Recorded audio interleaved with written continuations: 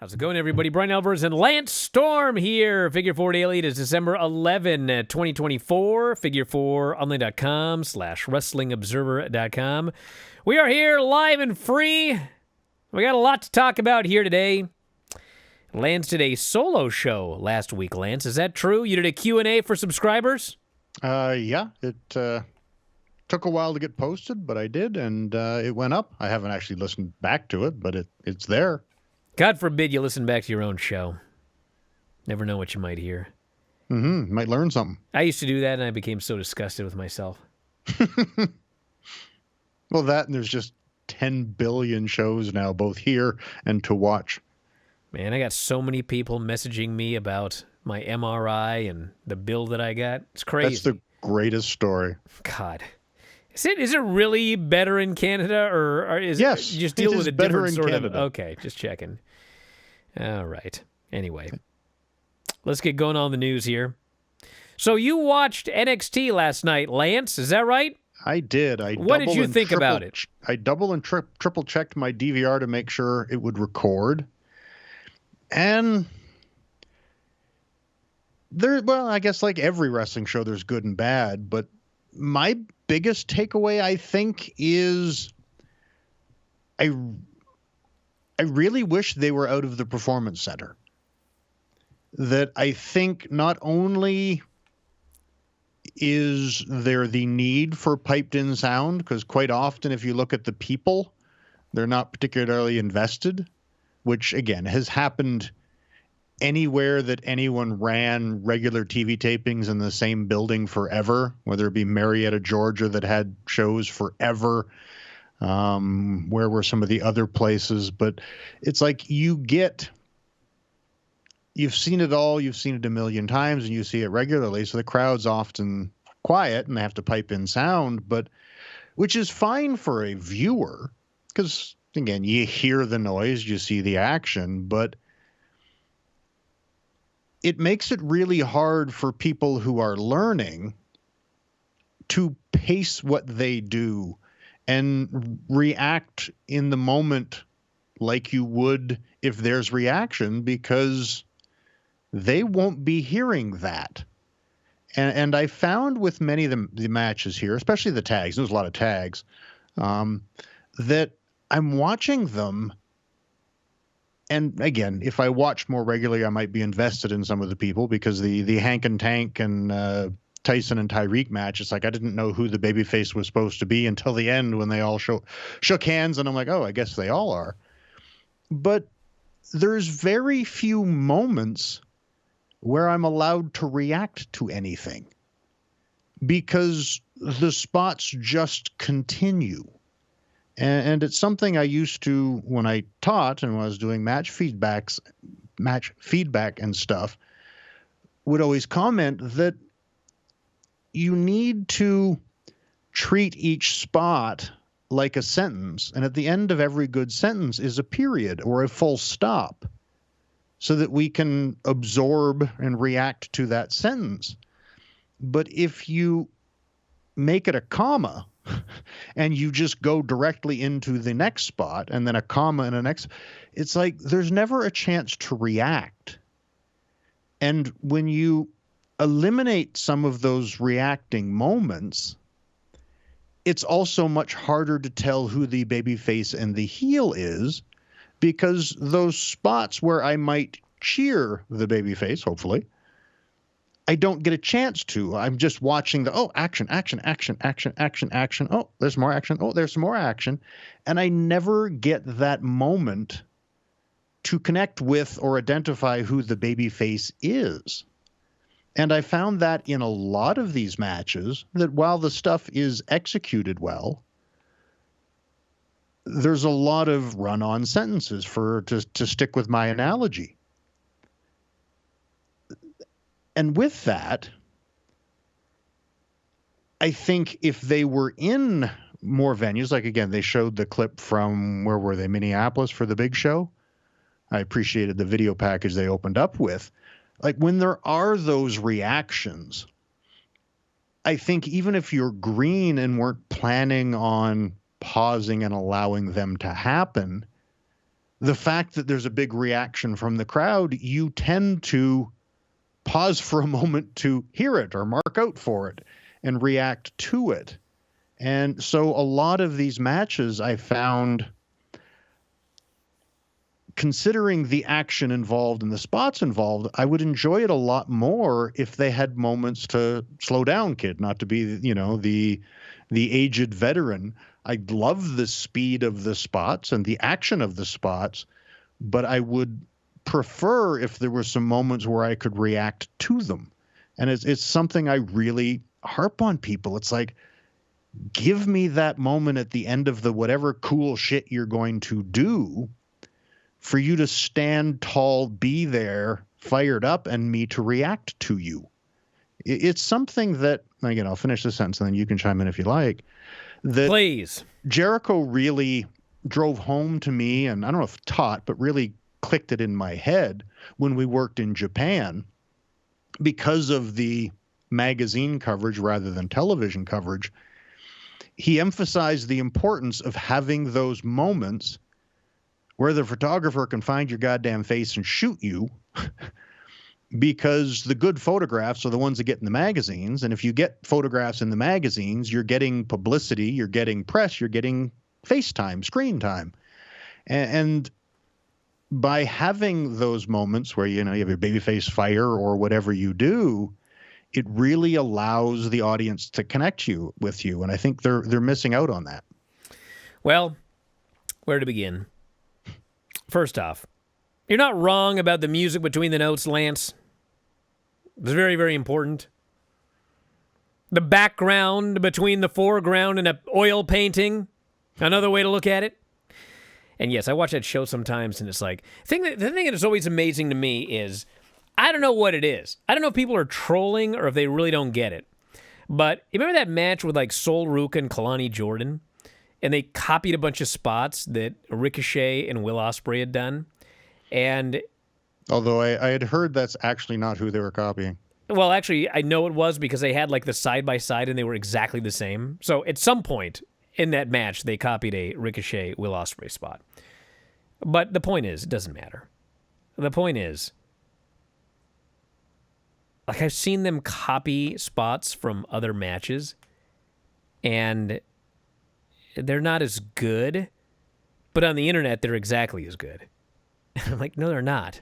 And I can't figure out if people don't actually see that or if they actually believe that. You know what I'm saying? It's like, there's a reason that, like, sometimes you can see a bunch of flips and twists and high spots, and it's, like, mind-blowing. And other times you will see people copy them exactly the same, and it's not mind-blowing at all. And if you point that out, people get really mad saying, well, the other guys did the same moves. It's not about the moves. It's you and Craig again. Yeah, it's me and Craig doing Vader and Shawn Michaels. I'm not going to sit here and tell you that was as good a match as Vader and Shawn Michaels. It wasn't even close. Our match sucked because we didn't know what we were doing. We were just doing a bunch of moves. And yes, a lot of times I will watch an NXT match, and I got nothing against Sol Ruca. I've said this 1,000 times. Actually, but I really like her. Yeah. I mean, she's got so much upside, but she's green. And in the Iron Survivor Challenge this weekend, the first two in the ring were Julia and Ren Sinclair, okay? Now, whatever you think about both of them, one thing that I can tell you is they've both been wrestling for a long time. Not like, decades, but, I mean, Ren's been doing this for 5 years. She did Indies, she did the NWA, she did AEW. I think she did some TNA maybe, but she's been around, and she's worked in NXT. Julia, I mean, she's been working for 7 years. And you could see when they were in the ring wrestling, okay, they're experienced enough that there was an organic feel to it. So, but it was just like wrestling, just grappling or whatever. Then Sol Ruca hits the ring, and now it's a bunch of, space flying tiger drop and flips and spins and everything. But it's like all of the organic part of the match was gone because it suddenly became a three-way with a green person that was choreographed from start to finish. And, like, I could see, like, immediately, this looks totally different than what I saw in that first period. Yes. In defense, you raised your finger. Yes, I wanted your attention. That may be, well, it's at least partially due to the fact that once you get into three ways and you need three people doing stuff, everybody choreographs more. If it's just you and me having a match, we could call it in there and just wing it and grapple. But as soon as you start doing spots with three people, you got to choreograph that shit. Well, of course you do. But the difference is this. And it's not just three ways, Lance. You know this as well as I do. Even in one-on-one matches, experienced guys will be backstage and they'll spend an hour or two going over their match, and they'll have 50 spots that they have planned out, and there is a great degree of choreography in every match that you see today. But the experienced ones know how to do their choreographed match, but also make it feel organic. Whereas an unexperienced person is just going to go from spot to spot to spot to spot to spot, just like Hank and Tank and the other two guys, Tyson and Tyreek. I mean, they had their match choreographed, and they just went from move to move to move to move to move to move to move to move to move to move until it was over. Whereas if you would have had Shawn Michaels and Steve Austin against Owen Hart and the British Bulldog, bad example. Yes, that would have been better, because they probably called all that in the ring. But nowadays, they would have had a whole bunch of spots they had planned, and it would look completely different than Hank and Tank versus Tyson and Tyreek. I would hope so. Yes. But also to that, and that's something that I meant to add to the list because it was something when you mentioned it on Observer Well, before Live, are you using a totally different topic? No. Okay. On the choreographing front. And I think this is where probably the PC method, and it's their way of dealing with getting greener people on television, but because you had mentioned, it's like you think Will Ospreay's not choreographing that shit. But I think the big difference is, and it's one of the reasons why I think it looks so much better, again, outside of the experience and skill level, obviously, is it's one thing to sit in the back, me and Jerry Lynn, and talk about what we're going to do. And I'm doing air quotes here for people only on audio, choreographing our match. It's another thing to have someone else put a match together for you and have you go out there and practice it. Sure. Because you're not the one visualizing the spots and feeling them in your head as you put them together. And also, too, I firmly believe this, when you practice a match, while you may execute the moves better or remember the spots better because you've practiced it 3 times, 20 times, whatever you practice, the music between the notes part of wrestling, I honestly believe will get worse every single time you do the match. Because it was one of the things that I really disliked in Smoky Mountain. And on occasion when it came up working with certain people, I strongly disliked it throughout my career, is let's just do the same match we had last night. And I just find that if you're doing it exactly the same that you did the night before or 2 hours before, you lose some of the heart of it. Because you got a certain reaction from it last time, so you're expecting that reaction again. And it's like, they talk about, your first time with someone being a little more special than the 6,000th time with someone. And I think there's a newness and freshness when you haven't practiced and done it. And I often throughout my career, it's like I would enjoy the very first time I worked with someone way better than the 6th time I worked with them that week. And I think if you take, people with the lesser experience of the Sol Rucas and whoever else are the green people in NXT, and you give them the week in the PC to practice it, while they may execute it better, I think they lose the art part. And I always like to use figure skating as my analogy. Again, I know they score it. I think they still score it similar, but they don't show it the same. You used to get technical merit and artistic impression scores. And you would see people that would have tremendous technical merit because they'd hit the quadruple this and the triple this, and they hit all their moves great. But it's like, there was no art and presentation to it. And I think the more you practice, the harder it is to have those music between the notes. Well, go ahead. There was one match. I'm trying to think of where it was. I think it was like Seoul, Korea. And it was me and I think Jay, might have been William Regal, against Booker and Goldust. Actually, probably the time frame was William, but either way. But there was just, we're just call it in there having a good tag match because we're four guys that know how to work and we're on a house show in South Korea. And I don't remember which. I think Goldust. I was in with Goldust, and it's like he tags Booker in, and he grabs me by the shoulder and stands me up straight. And Booker gets in and boots me in the gut, and I bend over selling it. And Dustin, just because he felt it, grabbed my shoulder and picked me up again. And Booker booted me in the stomach, and I bent over selling. And then Dustin did it again, and we did it like 5 or 6 times, and the crowd really got into it. And then the next night, we're in somewhere in Japan. And it's like, oh, let's do that same spot again.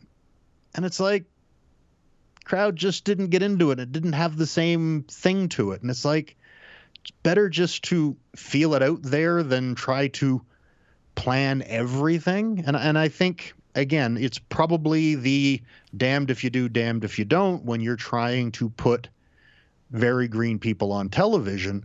But it loses a lot of my interest because they're not giving moments for me to breathe. Well, there's one more aspect we haven't talked about in all of this.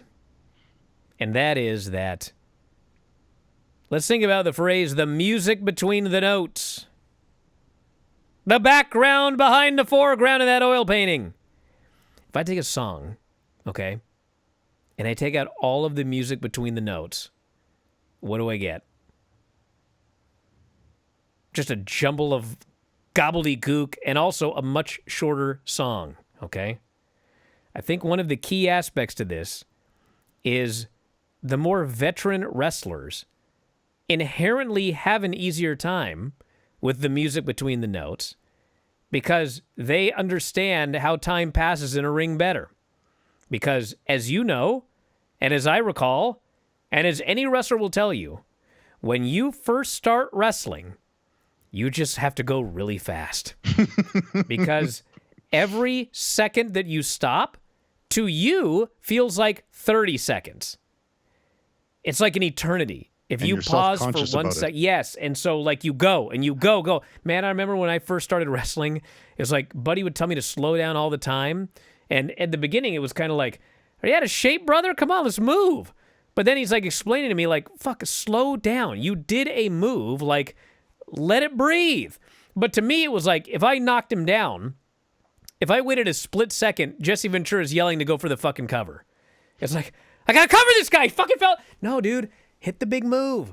Guy takes the big bump. People gasp. Ah, you fall on top for the cover, whatever. None of that. There's none of that. It was like, I gotta go. After a while, when you've been wrestling for a while, you start, like, the time starts to pass like a normal person. And then it's like, okay, I hit this move. Let it breathe. You can't see that when you're first starting out. It doesn't exist.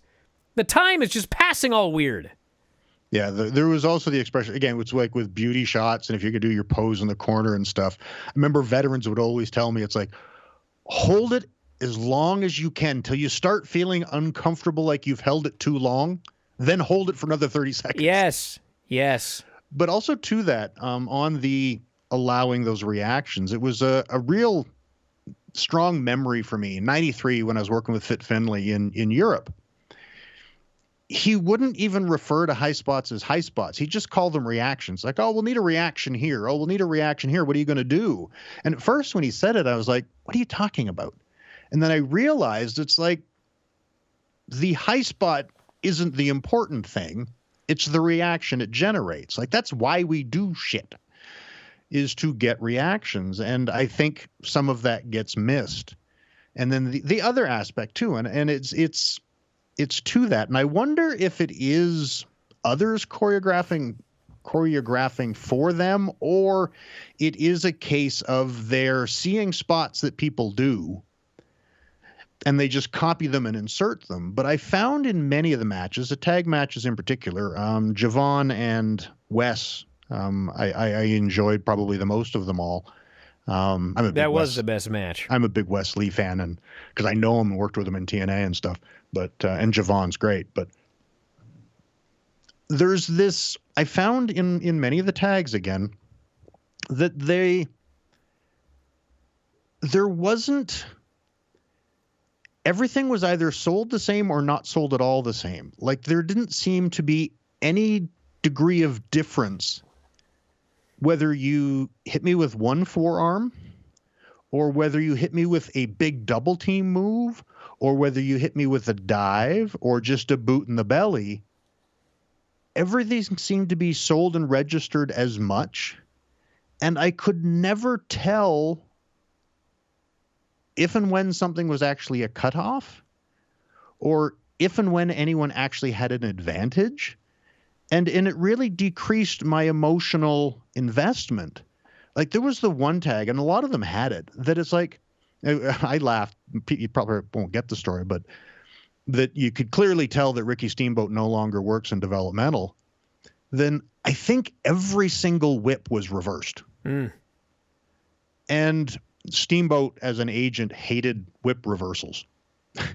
I remember Joey Mercury telling me, because he had Steamboat as a producer on the main roster. He's like, he hates whip reversals. It's so weird. But there would just be this, something would be done to the wrestler, and I'd be like, oh man, they're in trouble. And then they go to whip and then reverse. And I'm like, oh, I guess they're not in trouble. And then there would be, oh, this is definitely the cutoff. And then they just reverse the whip and do something else. And I'm like, I never get, we've always used the analogy of, the video game strength monitor in your head. Like, I never felt like there was a degree of anything. And again, never is obviously an exaggeration, but as a general perception of the show, generalizing that I think it was the women's tag, the one of them, where it's like they started hot and they're just beating the hell out of people and they hit that double drop kick and the two heels go to the floor and they do the big dive to the floor. I'm thinking, yeah, these baby faces are kicking ass. And they got in the ring and they did an arm wringer and the one woman pulled her arm free and they did a face-to-face start over. And I was just like, oh, okay. I guess all of that offense didn't actually achieve anything. And then they would do something else and there would be a spot. And I'm like, oh, okay, that's definitely the cutoff. And then they'd reverse the whip and do a head scissor and a duck. And I'm just like, spots are good. The spots are executed well. But they didn't, in my opinion, maybe I'm too old, they didn't progress in an order that told a story or felt like it was achieving anything, if that makes sense. And it just made it harder for me to get into who it was. It reminded me of, I spoke at a World Fantasy Convention, like a actual legit big authors convention thing. I spoke on a panel with two other authors that I know, F. Paul Wilson and Douglas E. Winter, if anyone knows who they are. And I remember on the panel, because there's all these, book people, people that read books and go to book conventions and shit. And like, one of the first people who asked questions like, what exactly are you doing here as a professional wrestler? And I remember I said, it's like, well, we do the same thing. It's just a different genre. We tell stories. We have an antagonist. We have a protagonist. And there's the journey. And I know Paul Wilson, who is sitting on my right, I believe, sort of looked at me and you could tell he was like, oh, wow. And then they started asking, it's like, okay, how do you establish who's the protagonist and who's the antagonist? I'm like, well, the beginning of the match, it's like, that, they could tie up and the one guy could grab him by the hair and cheat to try to get the advantage to show that he's the antagonist. Or when they start wrestling, the one guy starts doing better and, out wrestling the other guy, showing that he's the dominant, better person who tends to be the protagonist. And I'm like, well, you can do a clean break. And they're like, oh. And that's where, in particular, again, I could be wrong, but I don't believe it was there, with the Hank and Tank Tyson and Tyreek match.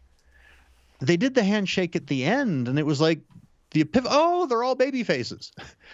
And it's like, I could have used a few of those types of spots perhaps early on, where you do a back and forth and you stop and it's like you get a reaction for both guys, and whether they actually shake hands or just, acknowledge, hey, yeah, good job. We're good competitive babyface wrestlers. There was a degree of that storytelling missing for me. And then also go ahead. I was going to say, well, go ahead and finish. Then I'll go back to the very beginning of this. I was going to go to a new point. Well, here's the thing about NXT's crowd. This was the first show after a PLE, and we're starting everything over again, like new storylines. There's some continuation from the PLE or whatever, but if you honestly watch this show every single week, I mean, I never think they need to get out of the Performance Center. I mean, I watch this show, and I watch Dynamite and Collision, and I would say most of the time, them in this 300-seat building is a way better crowd. Because when there's stuff that the crowd is into, that they've been following for several weeks, I mean, this crowd is awesome. Yeah, this crowd was not the best. I mean, they sat there for a lot of stuff. We're starting new things. I mean, if you watch it week after week, I think you would have a different opinion of the NXT Performance Center crowd. Well, I think they normally make the show much better. But if they were in different arenas with honest crowds, they would learn to work better and progress better as talent, in my opinion. And that's the crux, too, is they're an actual national television show where it's like, and they're supposed to be developing and learning. It's like, yes, maybe for television, being in the trained PC where they can pipe in the noise if they need to is better for television. But I think to steepen the learning curve of the talent, having to go out there in front of honest crowds that you have to earn, I think makes you learn better. All right, what's your other point? Next one. Just on the show in general, I just wanted to point out that the show cut off before the big reveal at the end of the show for me, and I jumped right to watching news. Wow. The end of the women's segment with Stephanie Vaquer running out ended, and then I saw a contract. They started to pan back. I realized, or I think it was Eddie Thorpe, and then boom, to news. And I missed the entire reveal to the big angle. And so I guess the show went long and some markets wouldn't carry it, or maybe your YouTube TV added it after the fact. But I missed the climactic angle at the end of the show. It's actually weird because my YouTube didn't miss it because I started watching it while it was still live. And I just rewound at the beginning. I think what it is, you watch on YouTube TV? No, I watched it on the CW here. Oh, well, honestly, that's probably why. Because here's the thing. They used to have the Overrun. Now they're on the CW. Now there's the nightly news in all of the local markets. And so essentially what happens is, if you remember when SmackDown was on Fox, SmackDown would usually end at 9:58. Because depending on your market, there's no guarantee your localized news isn't going to kick in a few seconds early. And so SmackDown always made sure that they ended 2 minutes before the top of the hour, whereas apparently NXT has not figured that out yet. Because I saw the whole show on YouTube TV.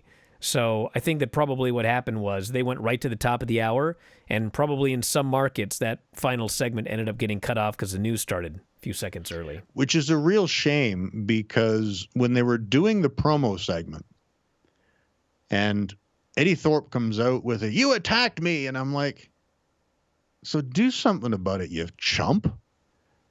He's out here thinking that this guy jumped him from behind and he's just confronting him verbally. What a loser. I'm like, you're such a chump.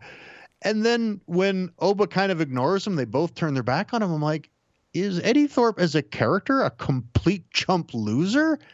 And when it went off the air, that was my thought. Now, when I listened to Observer Live and you explained me the angle, I'm like, well, that explains why he didn't jump him. He didn't want to fight now. He's a worker. He's scamming his way into an easy title match. Not that the title match will be easy, but he got it easily. And it's like, but without that angle, that reveal at the end that he faked being attacked and that he did it all to get out of having to fight in the Iron Survivor Challenge and still weasel his way to a title shot. It's like, okay, now he's a conniving shithead heel. great. But without that reveal, I'm like, who is this chump? It's like, how do you not throw hands with the dude you think jumped you in the back? So not seeing the reveal really did Eddie Thorpe no favors. All right, let's talk about some other news here. Women's Intercontinental and U.S. title. Yeah, I had a bit of a discussion just DMing with Jim Valley because he had mentioned it on Observer Live on Saturday. He's on Saturday mornings. I never remember the time slot. But he was advocating for Bayley to be the first, I don't know, whatever the first, I guess it's the U.S. tournament they're doing first. And I just completely disagree. To me, this is a quote unquote secondary championship, and having a former world champion win it, to me, just feels like a demotion. Like Brett and Shawn, after they won the world title, never went back and tried to win the IC title. It's like there needs to be a pecking order to these things. And to have your world title mean something, it's already a big enough problem in my mind that they have two, but at least if they keep their brands separate, you know, the world champion on Raw is the best woman on Raw, and the world champion on SmackDown is the best woman on SmackDown. But if just two other former winners, or even just one former world champion winner has this, it's like it feels the same. If Bayley has it, it's not a step up for her. So in my opinion, her winning it doesn't really mean much. But if there's a woman, and are you talking the first champion, or are you talking ever? I'm talking ever. But the first champion, because that's what we're crowning now. So we got like 6 women eligible for either of these belts? If you don't have enough women that haven't won the world title to properly feature a secondary title, you don't need a secondary title. Because that was the whole point to the Intercontinental title, in my opinion, for the men. It's like there's a hierarchy. There's all the minions in wrestling that are here in the bottom trying to climb the ladder. And then there's a secondary title that it's like when you win that or vie for that, it's like, okay, you're starting to be important. And when you win that, that's a big step up. It's like, okay, this is a serious guy. He's not top-notch main event yet, but he's the Intercontinental champion. And then, you know, they talk about it being a potential stepping stone. It's like Bret Hart stepped up to the world title picture. Shawn Michaels stepped up to the world title picture. It's like they never went back down because that would be a demotion. And that's also why, when you think back, it's like it made so much more sense for Ultimate Warrior to win at Mania 6 because it was a bigger achievement. Like, what would it care if Hulk Hogan won? It's like, oh, he gets the Intercontinental title too, and then he can just give it away because it's not as important. It's like, for the world title to mean something, it has to signify that you are the best.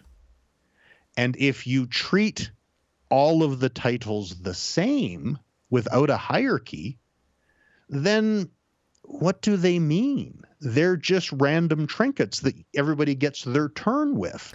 Yeah, and but just because somebody, would anyone care if, why am I blanking on his name? The dude they just cut that was like the most incredible amateur wrestler, Gable Steveson. Like, is anybody going to care if Gable Steveson goes back to the Olympics to try to win a bronze medal? It's like, he's already got gold. Who cares? It's like, oh, he's going to go to the NCAAs. It's like, oh, I hope he places second. It's like, what? He placed first before. Like, chasing the elusive bronze medal is not something people care about. Once you've won gold and been the best in the world, why would you go after a secondary championship? You just prefer to have no championship? No, I would prefer to go after the world championship. Well, you can't always be in world title contention. So, like, if you're not, you can't go for a different belt? It's a step down. That's the whole point. And I think that's one of the problems. It's a secondary belt. It doesn't mean it's a step down. Yes, that's what secondary means, Brian. Bro, lesser than the primary. Listen, okay, if you lose the title and somebody else is in the title picture and there's other people in the title picture. And the title picture is obviously very to get busy. Back in the title picture. Yeah, but you can't always just step into the title picture. So you're just going to like, not the title picture. You know what? I'm going to win matches. I could fight for that Intercontinental title, but nah, I'd rather fight for no belt while I'm waiting. No! I'm going to fight for whatever belt's there. You kidding me? No, I'm not. A lot of people that win like gold medals at the Pan Ams and then they won a bronze medal the next year. Yeah, they fucking won a bronze. But that was not their goal. Doesn't matter. They won a bronze. They got something. It's not like they just quit. If I can't be a gold medalist, I'm just going to quit. Winners never quit, Lance. I thought we talked about this earlier. I'm not quitting. I'm going after Quitters the never world win title either. Again. You're the one that's quitting and going after a secondary championship. I'm not quitting to go after a secondary championship. Like, if you and Chris Jericho are feuding for the world title, and you're clearly in the middle of something that's going to last for a while, and I see that Vinny's got the Intercontinental title, I'll take that belt. I'll beat his ass, take his belt. I don't care. Then I'll go after your belt. And then the belts will mean less. They don't mean less. I'm Bryan Alvarez. I'm the Intercontinental Champion. That belt means something now. Man makes the belt. The biggest turnaround in WWE business in the last 20 years is when they got rid of 2 world titles and had 1 and had it on Roman Reigns. Oh, stop. That's and if not you have why. 4 women's championships that are all deemed to be the same, what do any of them mean? Bro, that's not the issue. The issue is... It is the issue. No, the issue is they have 2 belts and 11 women. So, of course, these belts are meaningless. If you had 100 women and 2 belts, the belts would be inherently more meaningful because there'd be 1 belt for every 50 women. Now there's 1 belt for every 6. So how could that possibly? It doesn't matter if Mary Magdalene wins that title. It doesn't matter. There's 2 people and 12 people and 2 belts. It's ridiculous. That's the problem. Make a hierarchy. Use the secondary championship to step up and elevate someone. Don't use it to downgrade someone. Use it to elevate someone who may at some point get into the world title picture. Downgrade someone. Come on. That's like saying if you leave WWE, if Nick Nemeth, when Dolph Ziggler left WWE, it was a downgrade to go to TNA. Who would ever say that? You going to go tell that guy that? It's a downgrade here. Why would you go anywhere else after you were in WWE? It's a downgrade. No, he's going to go wrestle somewhere else and be champion. Show. You're presenting and telling stories within your company. I disagree. I'm with Jim. I'm with the king of recovery on this one. All right. What do we got here? 2-day PLEs and 3-hour shows. Oh, my God. I'll bet you anything we agree on this one. Too goddamn much. It's... I just feel sorry for you and Dave and those who have to cover everything.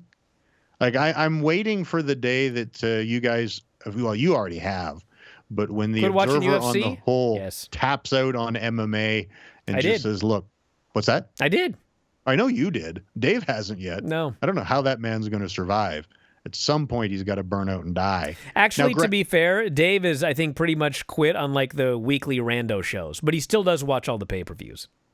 Yeah, but you can tell even just listening to Dave, and again, it's probably WWE's goal is just make it so life-encompassing to follow WWE that you don't have time to follow anything else as their means to help keep down the competition. But you know, can I say something about that? You know what's funny about that? So, yes, you could have that theory where if we provide a ridiculous amount of content, okay, people will get their fill and not have time to watch the alternative, okay? Now, that works great when you are number 1. Yes. But if the day comes where you suddenly become number 2, now you're fucked. Because as number 2, people can't even keep up. It's impossible. If they've chosen another number 1, even if they want to watch some of your product, if you have too much, it's like your Intercontinental title. Why bother? You can't keep up with it. So it's like a blessing and a curse. Right now, WWE presenting so much content is like it's a huge benefit to them and it's a big negative for AEW, TNA, everybody else. But, like, if something should happen and TNA should rise to the number one position, or AEW, like, for whatever reason. I mean, WWE's fucked by providing all that content. Like, people won't even start to watch because there's just too much to keep track of. Well, they can reduce. And I know you've been, banging this drum forever when Raw was the flagship show. It's like, how do you attract new fans to a 3-hour show? Because it's such a huge commitment to start with. And if SmackDown moves to 3 and Raw moves to 3 and SummerSlam moves to 2 days and Mania's 2 days and Rumble goes 2 days, it's like, that's a lot. Like, I was off when and home, and actually I think Tina was away she went to Ontario to visit family, so I was home alone the weekend that Scott D'Amore ran his Maple Leaf Pro, and I'm like, hey, I'll support my buddy, I'll tune in, and I'll get the show. And there was a cheaper price if you bought both, so I bought both. And it's like, I loved the first night. I'm like, this is a really good show. And it's like, I prepared, I don't know whether I had frozen pizza, whatever the heck I did, but it's like I planned my meal and my snacks and stuff and sat down before the show to watch it. And I was like all excited, and I watched and I enjoyed it. Second night, I'm like, yeah, I'll probably start it later and watch it on delay. I've got stuff to do tonight, because it's like it's Saturday, Sunday of your weekend. And it's like, I started it an hour and a half late because I was doing shit and didn't want to get everything done. And I didn't enjoy the second show as much. And I think the second show was every bit as good, maybe even better than the first. But I'm like, I realized that it's like, it's too much content for me personally to commit 2 evenings of my weekend to a wrestling show. And back in the day, I used to always make a point of watching Mania. It's like, I don't do that shit anymore. It's too much. It's like, I'm an adult who tries to have a life, and I don't have that much of a life. It's like, God, I'm a fucking hermit that sits home with his dogs and reads books. It's not like I've got people to go see. But it's like, I don't want to give up both days of my weekend to do anything unless I have to go to work. And with, 2 nights of WrestleMania. And again, with Mania, it's even worse because it's like, well, you got Hall of Fame, you got an NXT show, you've got SmackDown on Friday, you got Raw on Monday. I was like, God damn, it's like 5 straight days of shit. And it's a lot. And when they've added in Saturday night's main events. And, that was the one I laughed a little bit. The one hype video, they're like, all the stars in prime time. I'm like, that's every night of the week. It's like, I see all the stars in prime time on Monday. I see all the stars in prime time on Tuesday. I see all the stars in prime time on Wednesday. Hey, on Thursday, I get all the stars in prime time with TNA. Oh, Friday, we get It's like, my God, it's like, there's the nostalgia for people that are, old like you and I, that, excuse me, Saturday night's main event. It's like, the Obsession theme and Jesse Ventura and, the nostalgia and joy of what we enjoyed as kids, or, me, teenagers, is great. But it's like, it's an awful lot of content. Dragger here says, my sweet spot for AEW was when they had 2 hours of Dynamite, 10 to 20 minutes of BTE, and 4 pay-per-views a year. Yeah, well, I remember that time. And when they were, gaining ground and doing really well and feeling hot, it's like, I even joked, and I've now started mentioning with TNA, it's like the biggest plus to our company is it's like 2 hours a week you can follow us. You don't have to give up your life to be a TNA fan. And when AEW started, it's like, you didn't have to give up your life. It's like you could watch 2 hours on a Wednesday. And it's getting, with AEW, Rampage is going away, but it's like you got 3 nights of the week. With WWE, you've got, if you go double pay-per-views and Saturday main events, it's like, God, you got 3 or 4 nights a week. It's such a commitment. And to me, it's like something that I can follow, especially because I am a completist type mentality. You don't say. I can keep up with TNA with just 2 hours a week. And, I think we do, if you count app specials and pay-per-views, I think there's 8 of them a year. It's like, it's so much easier to keep up on. And it's like, I can enjoy that. I don't want to encompass my life. Well, I got to say one thing about Raw. When they moved to 2 hours, I watched the show for a couple of weeks. I said the words I never thought I would say. You said 3 was better. And that was that 3 at that point, like the 3-hour shows were better than the 2-hour shows. Pained me to say it, but I am a fair man and an honest man. But I can now also say as a fair and honest man that with just 3 weeks left, probably of 2-hour shows, God damn it, they finally figured it out. They got the pacing down. They finally got the pacing down where the 2 hours of Raw is now better than when the show was 3 hours long. And I think they're going back to 3 hours when they move to Netflix, so we shall see. God. Whatever. Although at least during NXT, boy, they let you know when it's starting, the date, and they're hyping it up. Smart. Yeah. Oh, I need to put over lots of graphics on NXT. I love the graphics. Whoever's in charge of the graphics, keep it up. Yeah, thank you. I've been taking a payoff. Greatly appreciate the graphics so I can at least learn everybody's names. You know what I like is I feel like they troll me a lot, but they did get graphics, so I'm very thankful for that. And as much as they've been trolling me with Ava, the payoff that they gave to her absolute incompetence as a GM at the end of the show last night did, in fact, make all of this worth it. So Thorpe managed a worker. I will vote Shawn Michaels for Best Booker this year. I think I'll give him that. We'll see. All right, a couple of plugs. Boom Pro Wrestling. Yes, in Vancouver, British Columbia, Boom Pro Wrestling. What is this date? Because not looking good. It's December 31st, God. New Year's Eve. The show is already sold out. I think I'm at Cannon Beach. And, oh, yeah, you're not that far from there. But, yeah, it's Brady Roberts, who has been, I think, on this show before. He was a part of World of Hurt Season 2. He's my boy. He's a good dude. Yeah, you like him because he's the only guy you know smaller than you. We actually did take a picture together, and I was like, yep, look at me. Yep. You finally get to be the big man. We could do a Baywatch tag team. You're that cruiserweight that finally got to work with Rey Mysterio. It's like, yes. But anyway, I'm doing a guest ref spot for Boom Pro Wrestling December 31st in Vancouver. Nice, easy trans for me. It's like a 90-minute flight at most. I think you're in the air for like 45 minutes. So it's a nice, easy trip. I'm hoping to see Paul Lazenby and Brady. See, I like Paul and he likes me, so I don't have to worry about him pantsing me. But how dare you? But yeah, so I'm doing. Don't think that guy won't take a payoff, Lance. Don't think he won't. We'll see. But yeah, so I'm doing Boom on the 31st, and then obviously this Friday, I leave tomorrow, but Friday is Final Resolution, the next TNA app special available at TNA Plus. And then on Saturday, we're taping the final 2 weeks of television of this year, leading to Genesis is the January pay-per-view in Dallas, Texas.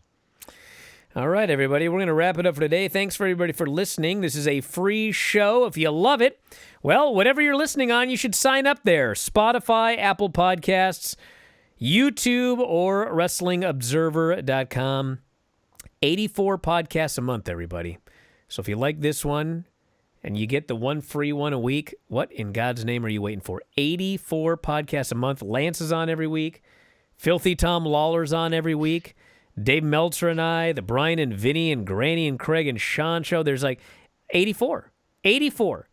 And if you sign up at WrestlingObserver.com, there's 15,000 in the archives. So don't miss out. Apple, Spotify, YouTube, or WrestlingObserver.com. Sign up and enjoy the shows and join in on the chats and join the community on the message board. It's a lot of fun. You won't regret it, and you'll have a lot to listen to in your commute every day. So that's it. Thanks for listening. We'll talk to you again after a while. Adios.